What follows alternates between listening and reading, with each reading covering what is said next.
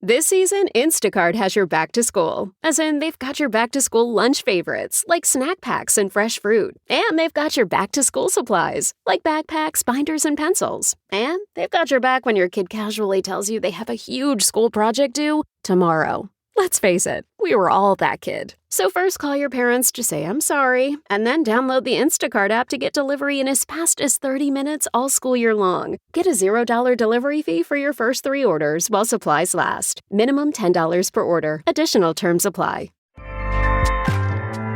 Acast powers the world's best podcasts. Here's a show that we recommend. What is The Briefing Room? It's a behind-the-scenes look at how the criminal justice system works and the lives of the people within that system. If you love true crime, well, these are the real people who do the job every day of making sure justice is served. Hi, I'm Detective Dave. I'm Detective Dan. Together, we have decades of experience in local law enforcement, a profession that we think is often misunderstood. So we're going to explore how to do it right, and we won't shy away from when it's done wrong. These are stories you'll hear nowhere else. Unique, frank, and unvarnished. From the team that brought you Small Town Dicks, this is The Briefing Room. Episode 1 drops on August 30th. We'll meet you in the briefing room. Acast helps creators launch, grow, and monetize their podcasts everywhere. Acast.com.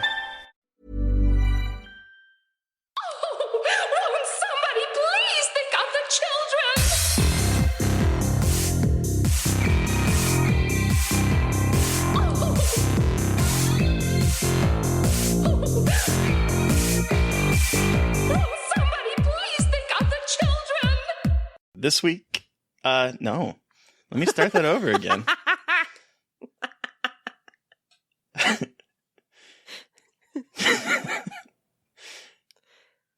And welcome. I'm sorry.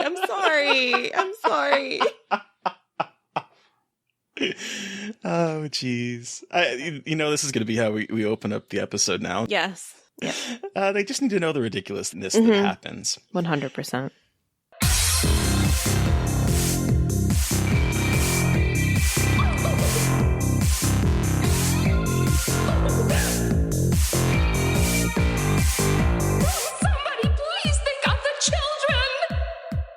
And welcome back to Little Cuts, our weekly mini-sode where we dig into the things that we've been consuming and sometimes playing. I'm Terry.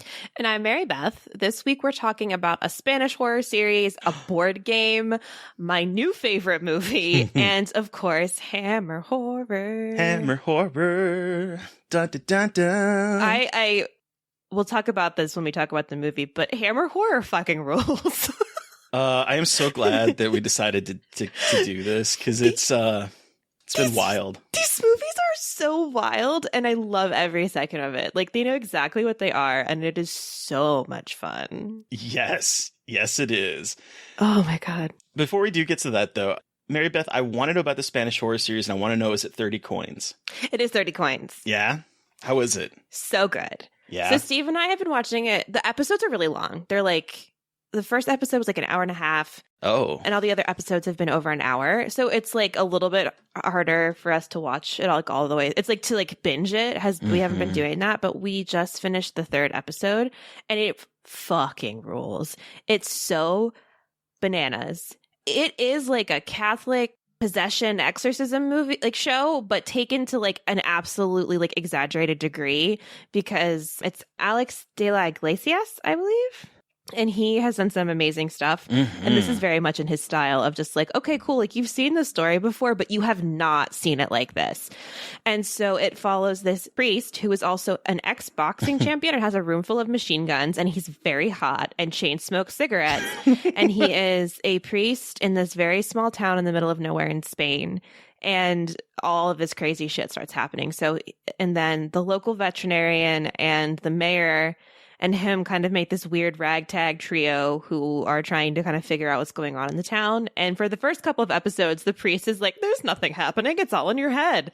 And now it's getting to the point where he like is no longer in denial. And there's lots of reasons in the show. You'll see why he's in denial, but The scares are amazing. The effects are awesome. Like it's basically there's like you have to watch the whole thing, but there's it's like Monster of the Week hybrid. So there's usually a story in each episode that gets kind of tied up. It also pushes forward like the overarching narrative. So it's kind of that Monster of the Week meets like full on like Evil, sort of? Evil. Yes, it is like Evil. So yeah, it's really good. It's on HBO Max. And it's just very enjoyable. And it's like kind of darkly funny and like a little bit bonkers. And it's a lot of just goes balls to the wall in a really good way. I was going to ask you, have you seen any of his other work? Yes. And I need Witching to look up his name more. I have not seen Witching and Bitching all the way through, but I do love that movie. Yeah, that was my first introduction to him, and it's wild. It's a wild movie. Yeah, and that's like very indicative of his style. And I didn't realize how long he's been making movies. Yeah, because like I know someone is putting out I think like a remaster of The Day of the Beast from like 1995. Yeah. Mm-hmm. Yes, it's a very good show. And a lot of people have been singing its praises, and it is very good. And I'm only on episode 3, and I'm like, how much crazier could this get? So I'm very pumped. And like I said, the priest is really hot. Hey, you sold me there. And you haven't watched it yet, Terry? No, I haven't. I've been meaning to. I just, between like festivals and between covering the shows that I've been doing with Joe Lipsit of The Work, whereas I just haven't really had time to devote to it as I would want to. So I've been saving that for like a rainy day. Yeah. For a couple days. No, for sure. It's really good. And like I said, it's longer. So it's not like, you can't just binge it. You could. I mean, you really could binge it in a day if you wanted to, but it's definitely like, it's not like a quick moving, like, okay, 30 minutes. Like, it's like watching movies basically each episode. But they're really well done. Cool. Yeah. Have you seen The Bar by him? I just now am realizing that was directed by him. That was one that kept showing up on Netflix, and like I've been meaning to watch it for like 3 years, I think now. And I just now realized that this is directed by him too. I have heard of this, and I think I have also seen it on Netflix. It kept getting recommended to me on Netflix, and I added to my list. And I've been like, yeah, I'm going to watch it, and then I never did. But now I really want to watch it since I didn't realize it was by him. My favorite is adding things to my queues on like all the streaming platforms, and then just like never. It's like I have all these things to watch, and then I just like watch the same shit. I know. Story of my life. But yeah, so that's 30 coins. Terry, what was this board game? Tell me about this board game. Yeah, so I realized this weekend that I've spent like many months without taking a real break. Like every day that I possibly could, I had been watching something either for the podcast, which is ironic because now I'm talking about this on the podcast, but but it wasn't. You didn't know you were going to talk about it. No, on the podcast. I didn't. So between taking that day off and spending it playing video games and then playing this board game, and then the fact that South by Southwest is around the corner and I can't really talk about those movies yet, I took Saturday off and I played Jaws, the board game. Fuck yeah. Oh my God. Tell me everything. It looks so fun. I was going to have you, because you're a board game player, right? I am a board game player. I don't have this game and I hadn't actually really heard of it until you posted about it, but I'm going to buy it because it's right up my alley. It is a blast. It is a lot better than I ever expected a licensed board game to be, because it mimics the movie incredibly well. It's split into 2 acts, and the first act is spent with the shark trying to eat as many swimmers as possible, while the other team, which is played by Quint, Hooper, and Brody, regardless of how many people are playing, it's a 2 to 4 player game. Okay. And depending on how many people are playing, you're playing all 3, because they sort of have their own roles that they must do to work. So like if you don't have one, you can't play the game. Okay. Because like Brody's stuck on land and he's trying to get the barrels to the docks and stuff and close beaches and things. Hooper is floating around using his fish finder. Quint is out there trying to hunt the shark. So like each of them kind of plays as a unit together. And then on the shark side, it's a hidden movement game, sort of like Letters from Whitechapel. Oh, cool. So you keep track of where you're at, how many swimmers, and then you basically say, I ate 3 swimmers here. Or if you pass by like barrels in the water or whatever, you have to say, I passed by this barrel. But then otherwise, they don't know where you're at. Oh. Yeah. And then once either the shark eats a certain amount of people or the good guys, the humans, good guys, humans tag the shark twice with barrels, it moves to Act 2 and you flip the board over and you are on Orca and you have a ship that has like tiles on it and they're trying to kill the shark while the shark is trying to either A, eat them or completely destroy the ship. And it's another hidden movement game where you turn over tiles and that gives the humans 3 different areas that you can show up in on the ship and you secretly choose one and then it plays out and they can like hit you destroy the ship and it just becomes like it's basically the end of the movie where you're trying to see how much of the ship you can destroy or whatever. And it's a blast. It's a lot of fun. Wow, that sounds so fun.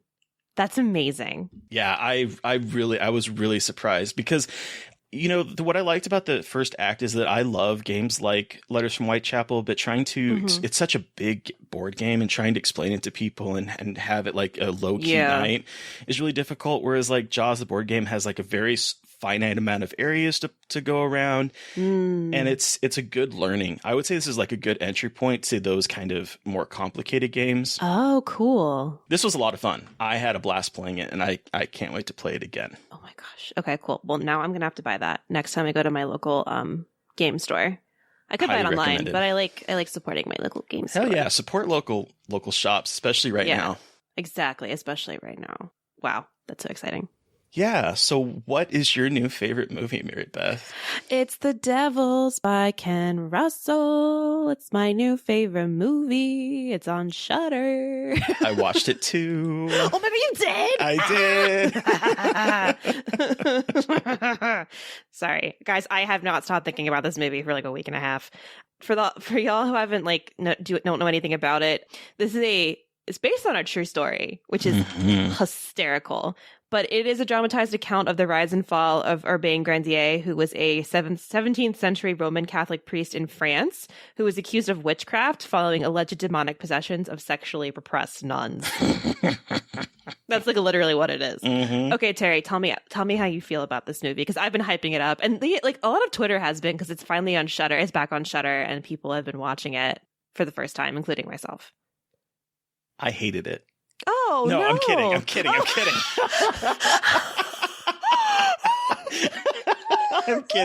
I love this movie. Sorry. I was like so ready to be like, okay, tell me what. I know.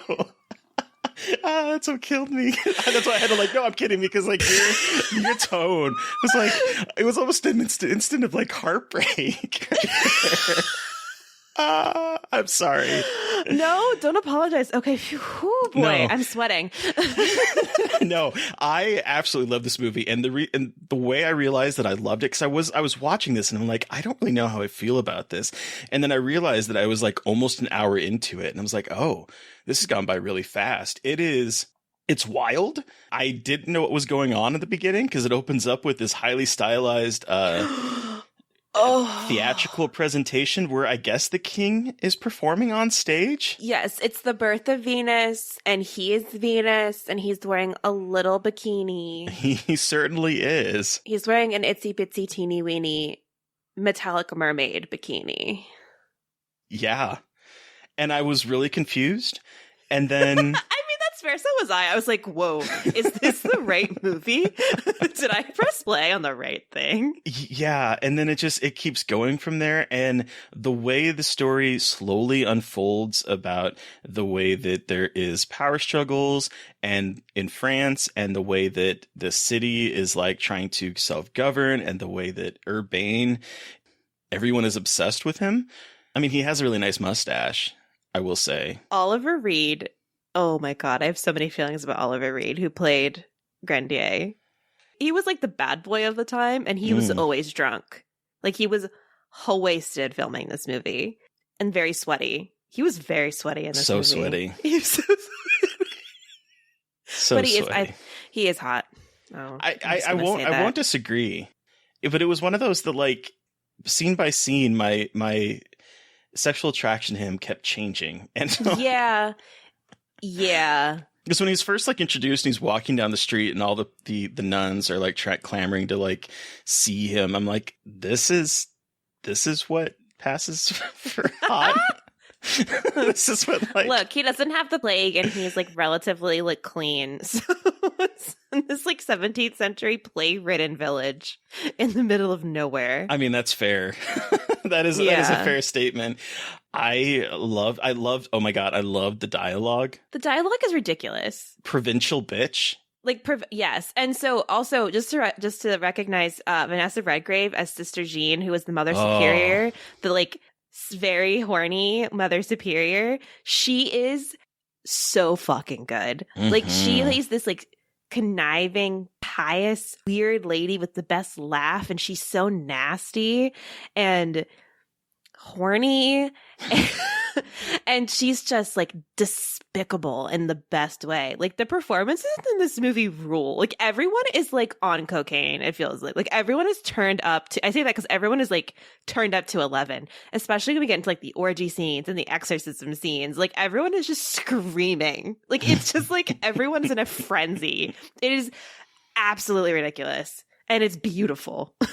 The production design is so huge in this movie and feels modern at the same time as feeling like ancient. It's a really weird aesthetic that like really worked for me.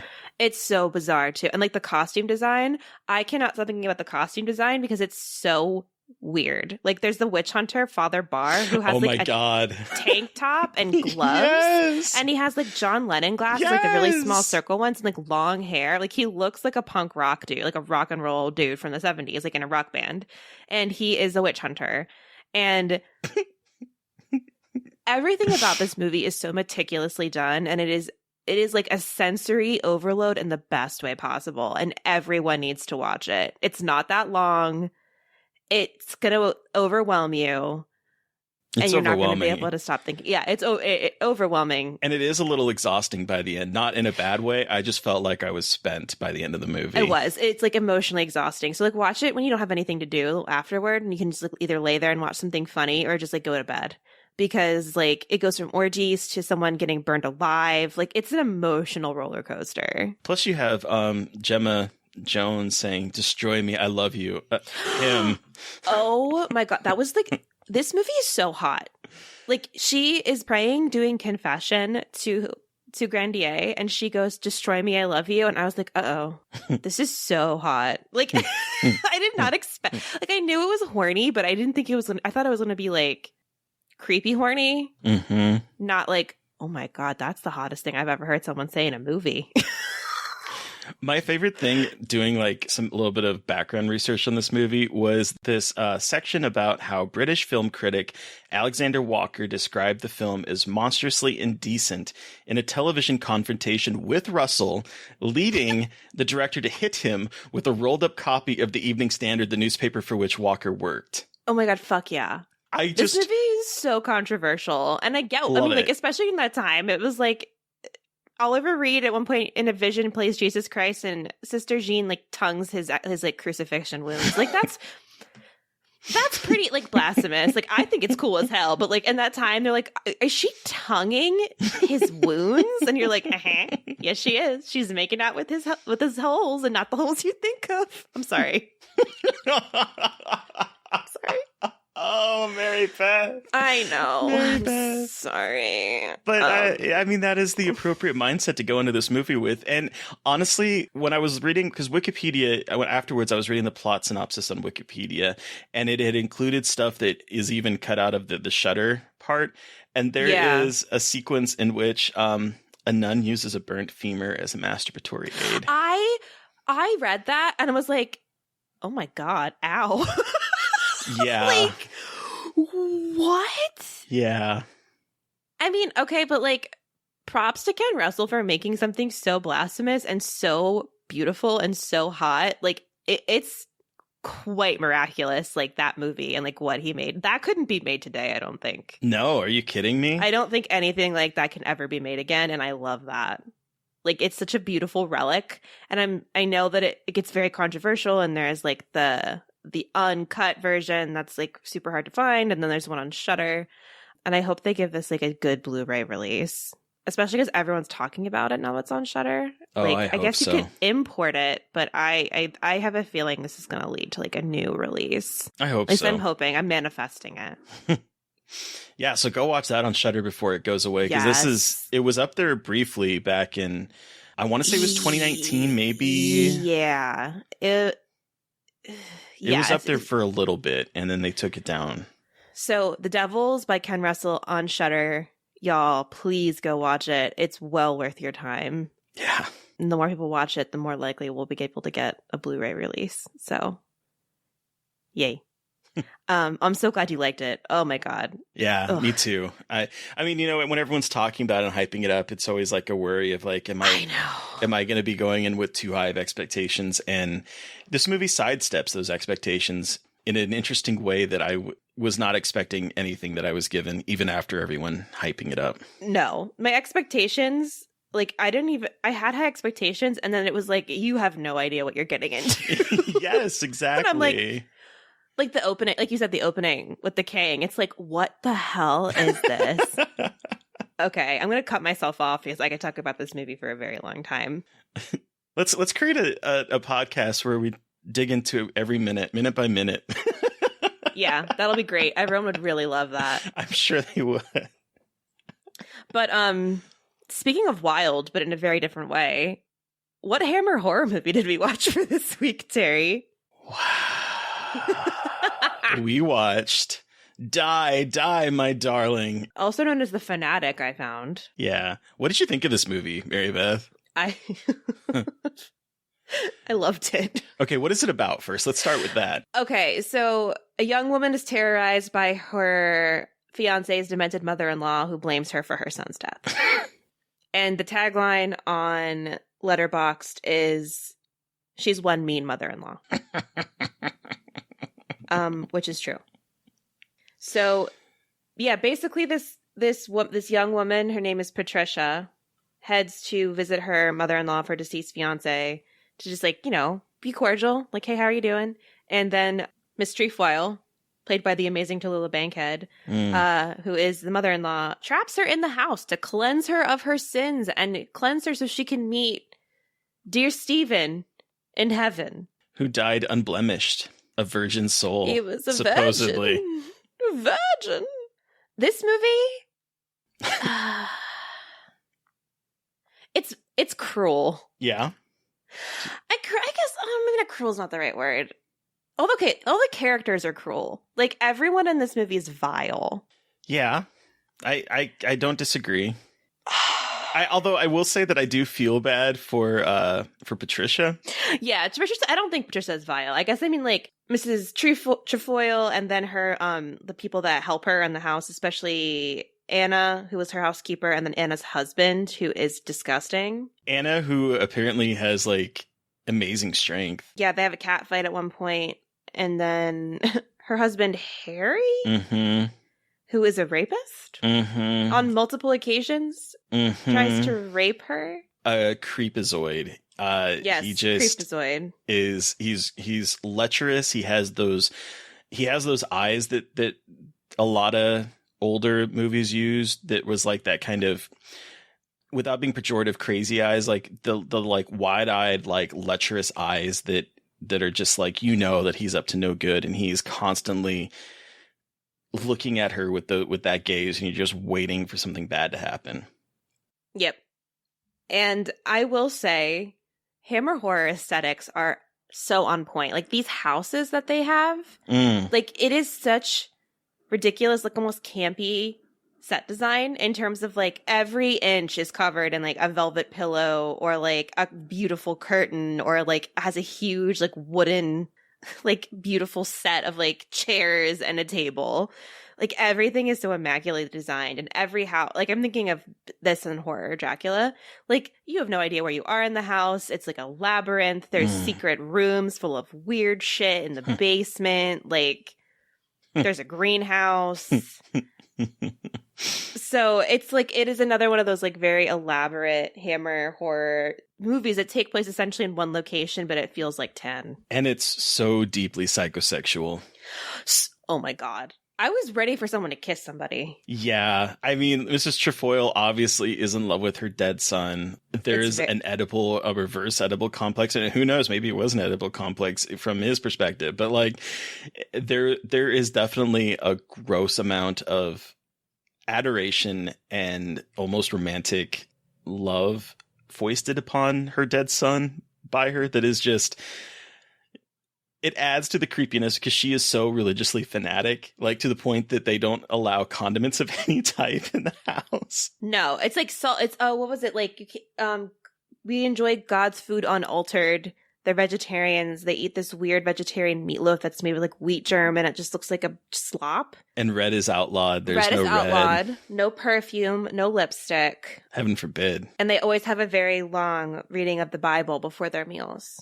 And okay, speaking of the Bible, my favorite scene in the entire movie is when Mrs. Trefoil sits down on a chair, brings out a Bible, and has a gun in her hand, and she's holding a gun and the Bible in the same hand and is reading passages. I was like, I screenshotted that, and I was like, I need this framed on my wall. Like, this is the silliest shit I've ever seen. Like, this movie is darkly comedic in that way, too. Like, there's some really comedic moments, and the score, these, like, very, like, chaotic harpsichord score that like makes these moments funny. Like, you know, they're coming in to like feed her slop and it shouldn't be that funny, but like the way the music plays, it just like amps up the crazy and just like the absolute unhinged nature of these people, and it's so funny. It is a beautiful pitch black horror comedy, I think. Yes. And I mean, props to Tallulah Bankhead, who played Mrs. Trefoil. I think she is my new favorite actress that I have discovered from that time period, because just looking through her Wikipedia page, she was openly bisexual. She was a political activist. She supported foster children and helped families escape the Spanish Civil War and World War II.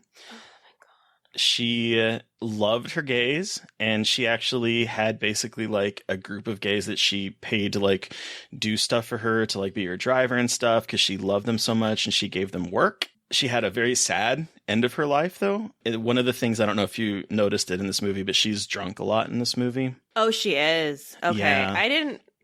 They had to. Sure. They had to over ADR her "Die, my darling," the line that's like, oh, like the titular line, because she was so drunk when she showed up on stage that it was nothing, like they couldn't use it, and they had to like ADR re-record her a couple times to get it right. This article says that she smoked around 120 cigarettes per day, which is impressive. Yeah. And this was her last full movie. Oh. You know, it's another tragic end to an actress of a movie that we've covered on this podcast. Yeah. And it's sad, but on the same time, like, her career is phenomenal. She did Lifeboat from Hitchcock back in the 40s. She often got naked at private parties. Oh, she was wild. I love her. Me too. I would have. Oh, she's buried in Maryland. Oh, really? Chestertown. I know where that is. Wow, I'm going to go visit her grave. She is quoted in Motion Picture Magazine saying, in 1932, saying, "I'm serious about love. I'm damn serious about it now. I haven't had an affair for 6 months." 6 months! Too long. If there's anything the matter with me now, it's not Hollywood or Hollywood's state of mind. The matter is with me. I want a man. 6 months is long while. I want a man. And this was in 1932. I love her. We stand. What a queen. Bisexual queen who is all about sex. Yeah. In the 30s. Oh my God.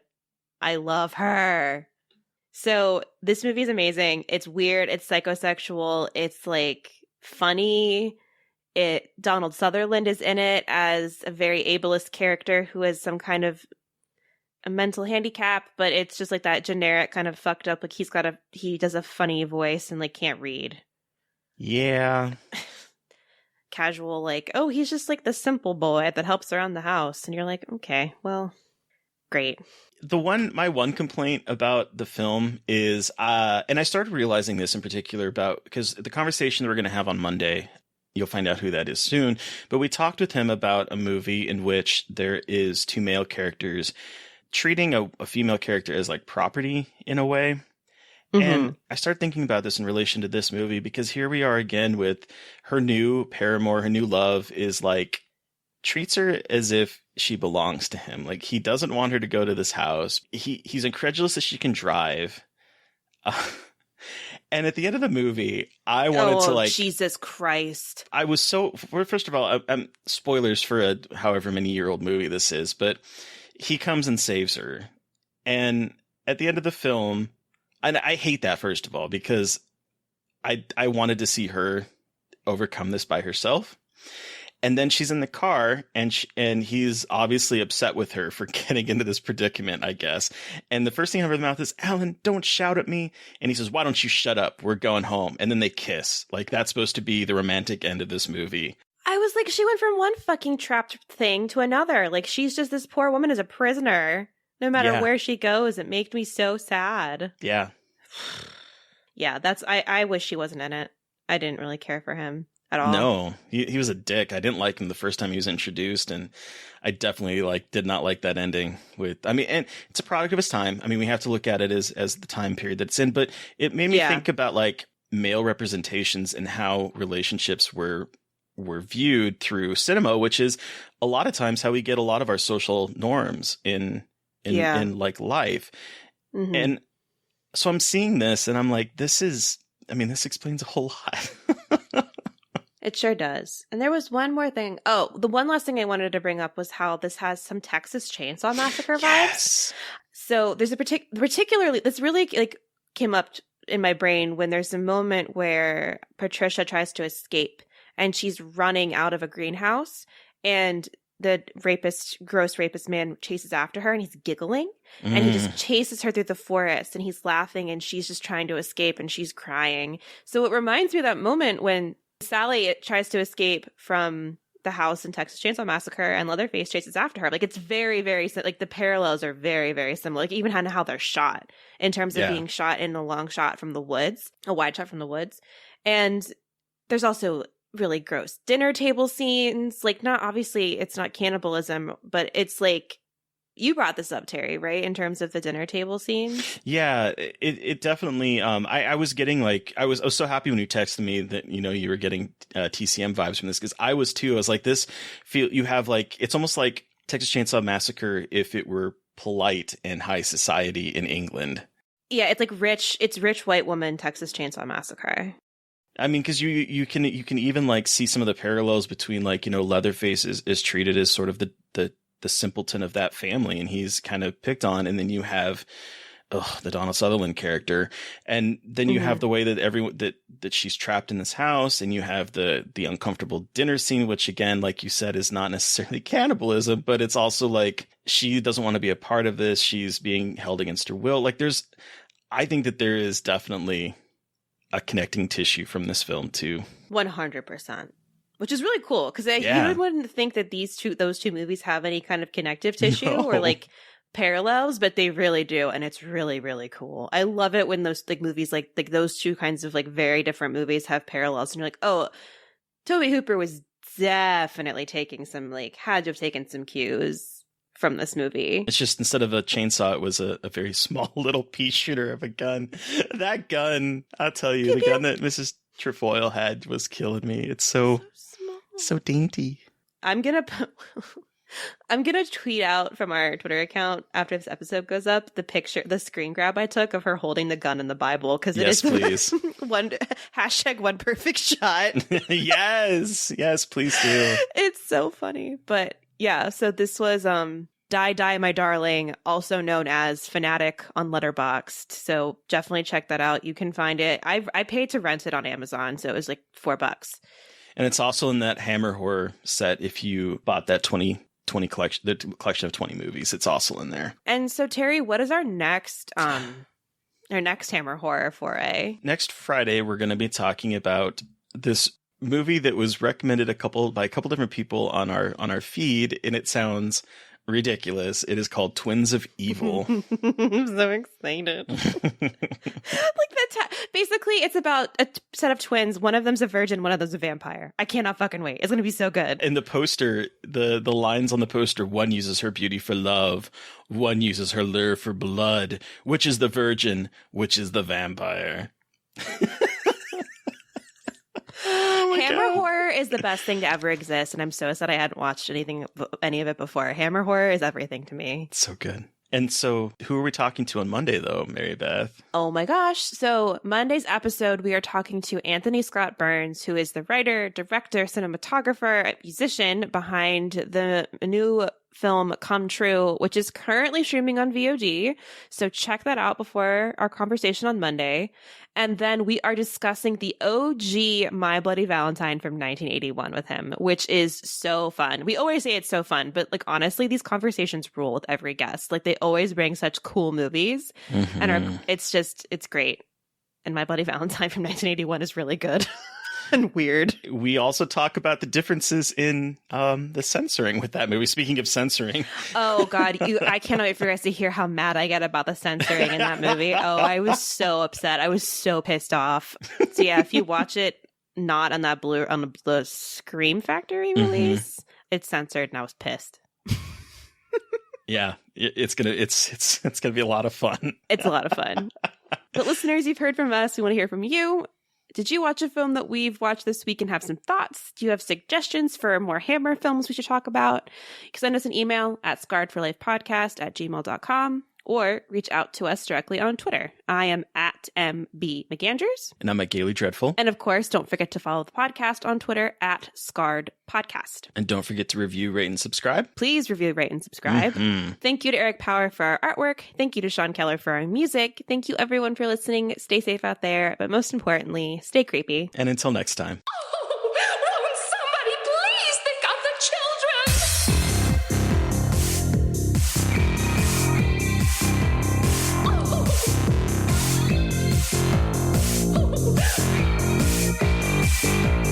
Somebody please think of the children!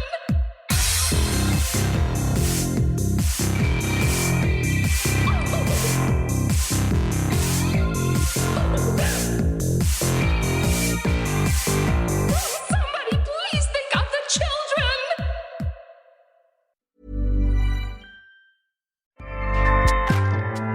Acast powers the world's best podcasts. Here's a show that we recommend. What is The Briefing Room? It's a behind-the-scenes look at how the criminal justice system works and the lives of the people within that system. If you love true crime, well, these are the real people who do the job every day of making sure justice is served. Hi, I'm Detective Dave. I'm Detective Dan. Together, we have decades of experience in local law enforcement, a profession that we think is often misunderstood. So we're going to explore how to do it right, and we won't shy away from when it's done wrong. These are stories you'll hear nowhere else. Unique, frank, and unvarnished. From the team that brought you Small Town Dicks, this is The Briefing Room. Episode 1 drops on August 30th. We'll meet you in the briefing room. Acast helps creators launch, grow, and monetize their podcasts everywhere. Acast.com.